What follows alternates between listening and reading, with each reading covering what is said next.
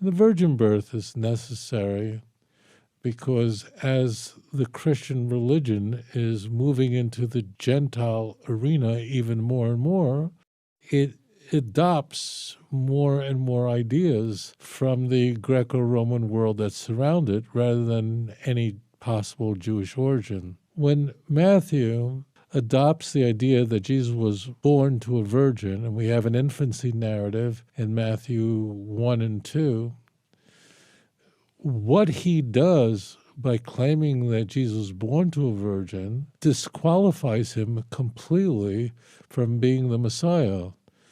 Because in order to be the Messiah, you have to come from the house of David. Your genealogy is identified by your father's house. Numbers chapter 1. Really, all over the place. That's why in the genealogy, it's men that matter, even in the genealogy found in both Matthew 1 and Luke 3. Your tribe identity is passed on in a patrilineal column. Mothers don't matter in this regard. So by claiming that Jesus lacked a human Jewish father, it raises staggering problems. Number one, he can't trace his genealogy back to King David.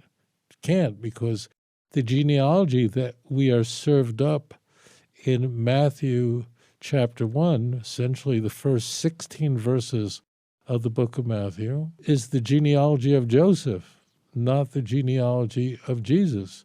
Because Jesus was born to a virgin, then Joseph wasn't his father and could not convey the Davidic house. So whatever you want to think of the genealogy we find in Matthew chapter 1, and it's very problematic for other reasons that are beyond the scope of your question.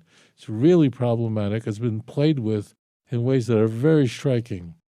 But what is germane is that we are told by Matthew that this is the genealogy of Joseph, and Joseph was not the father of Jesus. Joseph's genealogy then is not relevant. That is a huge deal. That's massive. And that's what happens. You get into trouble when you play more and more, when you inculcate ideas, pagan ideas, the idea that the mother of God or the mother of the Savior could not have conceived through a natural means, which is widely known in the Greco-Roman world and beyond. It's everywhere. But the moment you do that, you just utterly sabotage any claim to messiahship.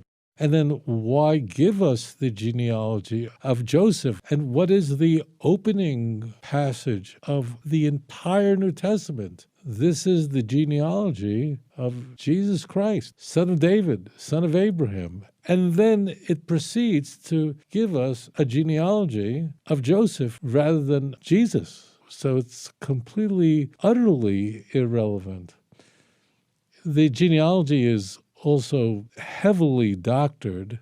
This is beyond the scope of your question, but it's heavily doctored, meaning names are extracted, are deleted, because the author of the book of Matthew, we don't know who wrote it, and if people say they know, they don't know, but whoever wrote it extracted a whole bunch of names so that you can have 3 sets of 14. I write about this in volume 2 of Let's Get Biblical. So therefore, the genealogy is irrelevant. There is no prophecy about the Messiah being born of a virgin.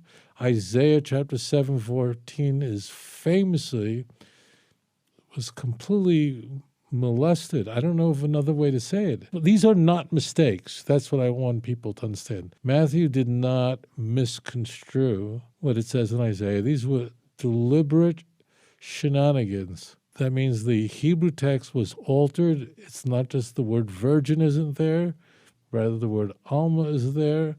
The articles were changed, the name of the person or people who are to call him Emmanuel, all changed. It's ripped out of context, but what we find in Matthew is scandalous. Luke is also very troubling, but in a different way.